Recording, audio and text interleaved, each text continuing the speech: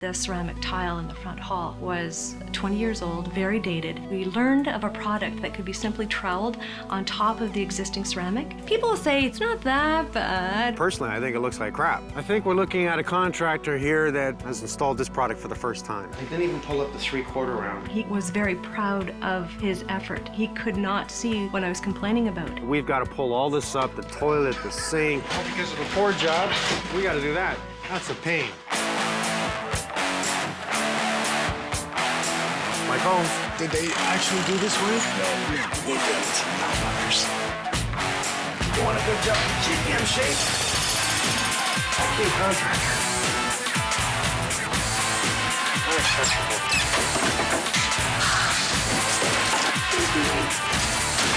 God, I love my job.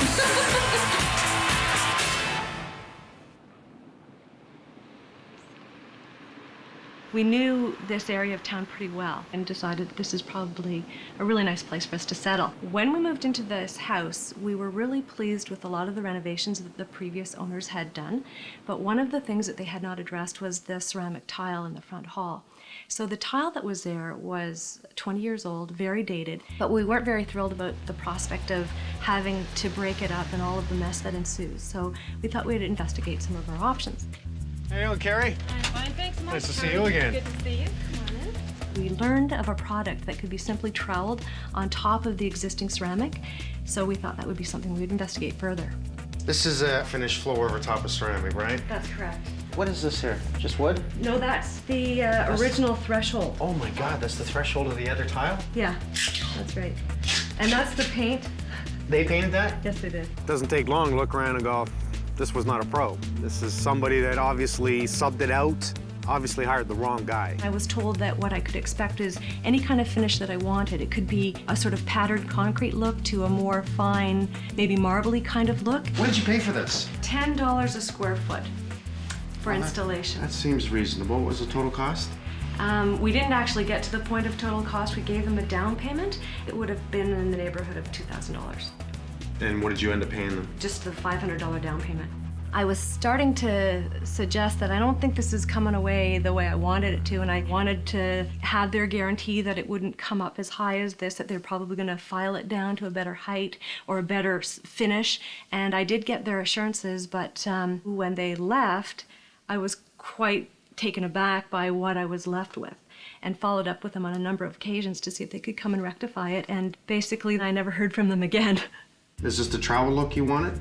No, in fact, we were more interested in the smoother type of finish. So he gave you rough, you didn't like it. He Correct. said, I'm curious, what did he say? He said, this is a very popular way to go, and the impression that it'll give the people that come to your house is one that you'll probably be very happy with, and he personally really does like this finish. People say things like, it's not that bad, or it's interesting, and it's just generally not the reaction that we want.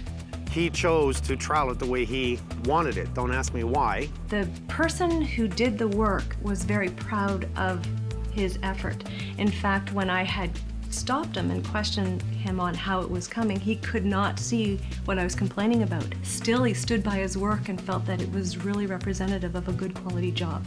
Very sloppy at the stairs. We, again, had the tile trim all the way around your oak rails, which I would never have done that. It actually gives you a small tripping edge. We've gone into the bathroom here. Look at that. They didn't even pull up the 3/4 round. Why didn't they pull up the 3/4 round and put it back? They said that the height would be so minimal that it's not worthwhile pulling up the quarter round. You never go up against the 3/4 round. You take it up, so it gives a nice clean finish when you put it back down again. What I don't like is they didn't pull the toilet. You don't go up against the toilet. This is a very bondable product. Very poorly done. I think we're looking at a contractor here that has installed this product for the first time. It's clear, it shows. He didn't seem to care about the 3/4 round. He didn't seem to care about the thresholds. He didn't even know about thresholds. I would like to see downstairs. I want to look at the structure to see how well it's supported for bounce. This is something I want to see everybody look at, is the floor joist. What is the floor joist? We are 2x8. I'm not too keen on 2x8 floor joist because it's just not, to me, strong enough. I like to see 2x10. Oh I'll know more once we pull out that floor upstairs. Since we're gonna do this, we have a choice now of changing the floor. What do you think about granite tile? Actually, I'm rather happy to hear you say that because my husband and I talked about it and we're really gun shy about repeating the process, and we would like to go with something more traditional like a granite. Good, well, I'm gonna prep for that. I'm gonna get some tools and we're gonna start ripping this apart. And I'm gonna show you how it should have looked. Great. I think we'll start from this end here. Nice. Holy mackerel. Lots of concrete. Wow. Lots of concrete. What a fiasco. Did they pour this concrete? No, that would have been under the existing yeah, tile. It's under existing. It's underneath the existing ceramic tile from, I guess, years ago. They've laid a concrete pad under it. This is how we used to do it. Lay the mesh right on the subfloor. You can see the mesh here. Do a scratch pad, a concrete pad. In this case, they have about 3/4 of an inch, maybe 7/8. We don't have to do that anymore because it builds it up too high. Too much to take apart. We have different products we use now. No, I have no worry at all about damaging the ceiling downstairs. I don't want to use a jackhammer here because it's just going to shake the whole place up. So we're going to have to really chisel all the way through to get right down to the subfloor. Kerry had a specific design in mind. This guy that did the work, he obviously liked the way he trowels it and thought she would like it, and this is a definite communication problem. I'm glad that she only gave them $500 because she could have lost the $2,000 and then this is gonna cost more, so at least she was smart enough not to give him any more money. Stop and go, I don't like this, let's fix this. And of course he ran like a little dog with his tail between his legs. Yeah, this is a dirty job, but someone's gotta do it. Let's see if I can pull it. Oh my God. That stuff is so strong. Nothing. Man, they should have not used tile edge. They should have pulled up the 3/4 round. They should have pulled the toilet. Now we're pulling everything.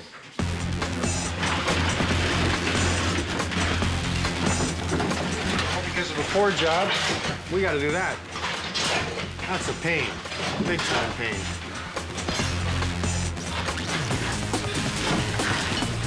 This kind of scares me because if it's that strong, imagine it being wrapped around the toilet. Let's just go see. You keep on this, I'll disconnect the toilet. Oh, this is cute. They didn't even pull up the flange. Look at this. They didn't even pull up the flange. They just cemented right over it. You gotta love these guys. To take the toilet out, what we want to do is flush it, get all the water out as much as possible. Yeah, this is a dirty job, but someone's got to do it. Now I am going to get a little bit of water out of this supply line. Sometimes when you pull these up, because they've cut the bolts to get the cap on to make it for decoration, it is frayed the top and I cannot get the nut off, so I have to cut that. I'm going to try and be careful not to scratch this toilet. Kerry was asking me, can we place this into a pedestal sink? And here's one thing that leads to another, okay? In order to change this to a pedestal sink, all the wallpaper has been finished to the cabinet. So once I pull this, we're gonna have drywall repairs. We're gonna have to pull all the wallpaper down, prep the walls, prime them, paint it, obviously fix the floor, all for a new sink. Walls are easy to fix, floors are not. Let's see if I can pull it. Oh my God. Not a chance in hell. I'm gonna remove the tank. Well, maybe we can give it to a reuse it store. All you had to do was pull this friggin' toilet, go under it, make it easy. No. I guess he wanted Mike to come here. I can't move it for nothing. Look at that. Nothing. I've probably done well over 100 bathrooms in my life, so I've had my hands in everybody's toilet.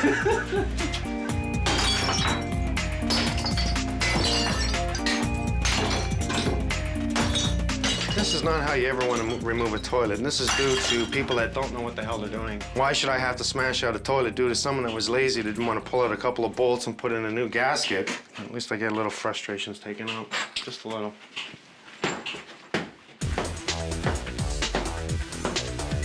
This was the price of approximately $10 a square foot for a wonderful product, which it is. Installed wrong, this just turned it into about a $5,000 job. Oh, this is extreme. It's just turned it into, man, a nightmare. I almost wish we could use a jackhammer, but we just go right through the floor. $5 grand more due to someone who doesn't give a hell. That's a lot of money. Oh, I'd like to pull the sink out. And that's no big friggin' surprise to me. No shut-offs whatsoever. put shutoffs in. It's a $5 item. I want to see shutoffs. If this tap ever leaks, it floods, you can shut it off. Now, I got to shut off the whole house, drain this line, cut the pipes so I can pull the sink. Well, I've never really done plumbing in a bird's nest before, but Kerry told me the story. One of her birds came in, actually opened the door all by herself, the bathroom door, the cupboard door, bored a hole in the bottom of the cabinet, that's why she wants it replaced, and put a nest in there to lay an egg. And she did all this without anybody knowing. I'm gonna put on some temporary compression fitting shut-off so we can turn the water back on. This way I don't have to pull out the torch and solder it. I really like these because they work very well. I'm gonna have that in the direction of the water. Tighten that up, shut them off, and turn the water back on.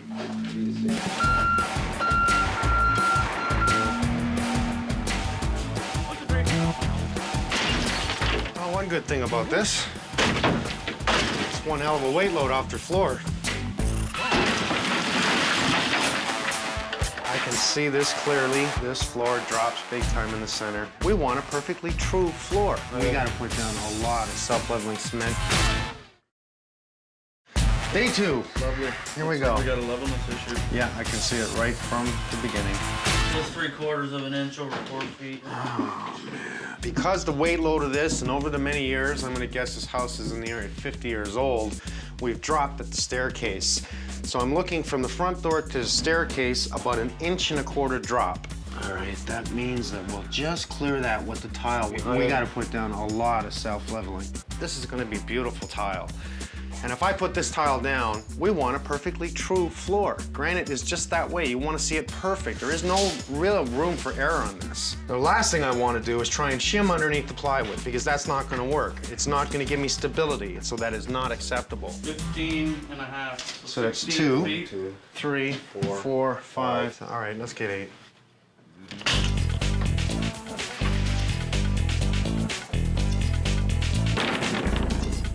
Today is take your kid to work day, and so I brought my son in here. He's not too interested in this. He'd like to play computer games and stuff, but we're gonna get him into this. Just start off the screw slow. Don't try, you'll just jump off it if you don't. Start off slow, get yourself on it nice and straight. Drive it down. Not bad. Keep going. We'll get you some knee pads. Okay. You're gonna hold the screw nice and good. I'm gonna show you one more time. Into the wood, get it started, and look over your drill to make sure that is nice and straight down. If you're not, you're gonna come off the screw. You don't have to kill it, but you have to push on it. Now, if you hear it clicking off your screw, it means you're not straight on. That's how you can, did you hurt yourself? I'm good. You wanna start the screw, then move your hand. After about 1,000 screws, you should be a pro and I'll have to hire you. We've got lots of work for you. Now we're talking. That's my boy. If you look at putting down a subfloor on top of floor joists and you nail it, 200-pound man walking across that floor moves the floor. This is 2x8 floor joist, not 2x10, not 2x12. So with movement, you will eventually, over time, start pulling up on the nails. That's how we get squeaks in the floor. That's how we have problems with our tiles where it cracks in the tile, cracks in the grout. So not only do I want to see 3-inch screws hitting into the beam, which is going to pull my beam up tight against my subfloor, I want a screw in between it. We're 16-inch on center here, and if I put my foot and I walk across here, I will actually have a bounce in that floor. So if I put a screw in, it'll pull the floor down tight. I've now helped eliminate any movement in the floor.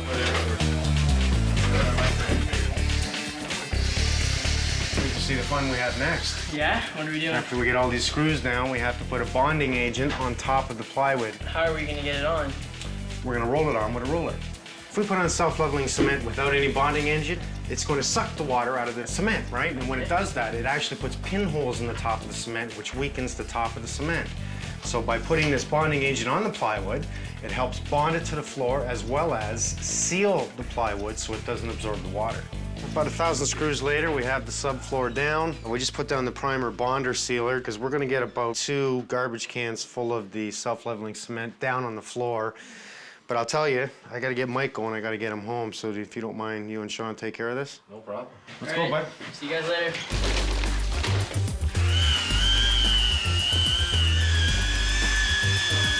As I pour this out, it'll find its own level to the lowest spot in the floor, and it'll continue to go in that direction until it comes up to where we need it to be. pretty quick setup. Probably about an hour you can walk on it, and any heavy traffic 6 to 8 hours.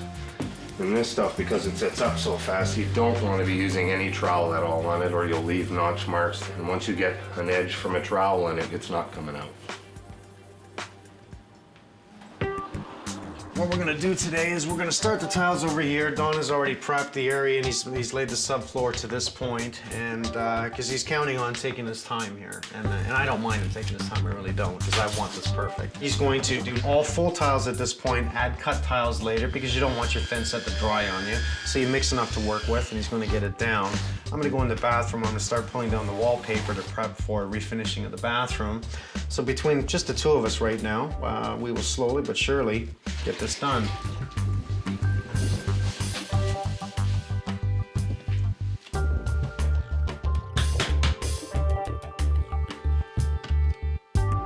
For granite or marble or slate, a lot of slate, you want to have a very minimal grout line because you want to give the illusion that it's one piece, and the smaller the grout line, the better chance you have. Once you get comfortable with the tile that you're working with, for the most part, you get a flow going and you start to go a little faster. But to get the room square, I like to take my time and make sure that I do have a nice square start. As long as I use my square and my level to keep a straight line, everything else will fall into place. Wallpaper is a real pain in the butt to remove. An inexpensive way to do it is just to wet that back paper. Once you wet that back paper and it soaks in, it'll scrape right off the wall. I've marked the tile here and here for the length of the vent hole, and here for the width. Now I have to bring my lines in, and I'll do the same thing on the back side, so that on the marks in the front, I'll just take my dry cut and I'll just score the top of the tile, so that when I make my hole cut in this tile, I'll come in from the back and I score the front so that when the blade comes through the tile, it won't chip up the tile a lot because the top's already scored. Today I'm going to prime and paint the washroom, color that goes with the granite. Nothing major, piece of cake. Last minute touches, Sean's in there painting the new 3/4 round to the baseboard. Right now I'm gonna get the toilet and sink in, the accessories, and we are gonna bring the people back to show them what we've done.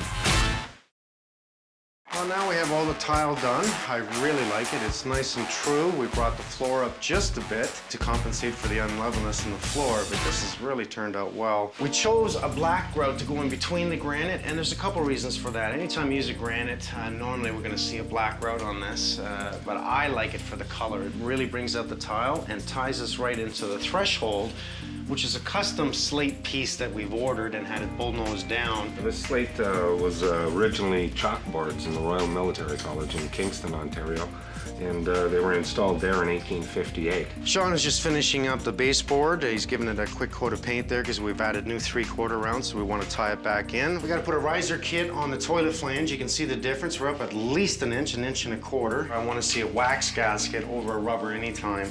And we have the flange that goes down inside. Rubber is always one that's going to leak before wax. Use the wax. A little trick here. I'm going to take a separate wax gasket with no flange. I'm going to do a little bit of rubbing here, which helps me seal this. I'm going to rub it on the bottom of this. Even though I have a rubber flange here, what this does is actually a seal, and it's actually recommended on the installation instructions. I'll do it for the second one because I have to build it up even more. Now that height isn't bad, but what I'm going to do is my other little bit of waste here. I'm going to use it because our height still is a slight difference. It won't matter because by the time I squish the bowl down, that's just going to bring it down into place and make everything nice and watertight for me. These are the bolts that will lock your tank down to the bowl to seal the tank. Now here's another trick. I see everybody just throw these in place and they rely just on the rubber fitting itself. Don't. Let's get a little bit of caulking. That'll seal it at the bottom once I pull it tight and I'm not just relying on the rubber washer. And that'll work. Color of the day. I'll set my height. Something like that. The whole family's waiting patiently outside. Okay, come on in and see it. Oh, Mike, this is beautiful. It's like night and day. Real attention to detail. Very classy and elegant. Now for the threshold, we used a slate threshold. Right. And we had a custom cut as well as a bullnose on the edge, so it ties in very nice to the carpet. You can see that we brought this floor up quite high to make it nice and strong and drew it out. We have black grout in between the tiles. You notice we have a very, very tight grout line in here. We don't want a large grout line normally for ceramic tile. We would, but for granite, we want it very tight. Right, okay. So we did a trim effect around the rails here, just so I didn't see that edge of the tile because we had to bring this floor up high. But it makes it really nice. And then we continued around to the top of the steps. We added a slate threshold at all entrances, excluding the oak floor area. We just used oak wood there. Right. That gives it a nice bright effect. Don took a lot of time to do this. He really did take his time because with granite, you really want a nice trueness. It's a beautiful tile. It's very expensive, an expensive installation. But I think he's just pulled this one off. Looks fantastic. Unbelievable. Unbelievable. I'm glad you like it. Let's take a look at the bathroom. This looks like a brand new bathroom. I just can't get over it. It's beautiful. Pedestal sink. Makes it more room in here rather than the cabinet. Very good. The homeowners wanted a simple floor. They chose it. Contractor did something different. He loved it. The contractor loved his work. Even his boss came in and said, this is beautiful. They only gave him a deposit. And they didn't come back for the rest of the money. What does that tell you? You see how smooth this is? This is amazing. You're gonna love it. Smooth. And when you look across, you see the lines are absolutely perfectly straight. Check out this cut. This is granite cut to perfection. Granite is probably one of the most expensive floors you could ever put down. But the end result, if you take your time and really put some care into it, it shows. It stands out. I have to go. Okay. Thank you. Thank you. You're welcome. Good to Thank see you. you. This is wonderful. Nice to see you. Thanks, buddy. Thank you. Take it easy. This was not a big job. It was not about major devastation or somebody being completely swindled out of their money. But when I look at it, this is about poor workmanship with good material. That's a shame.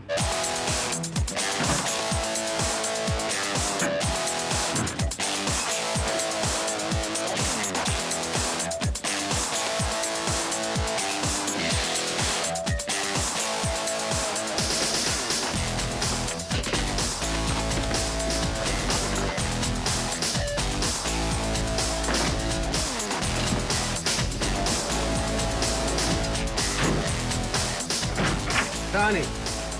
Damn good job, buddy. Damn good job.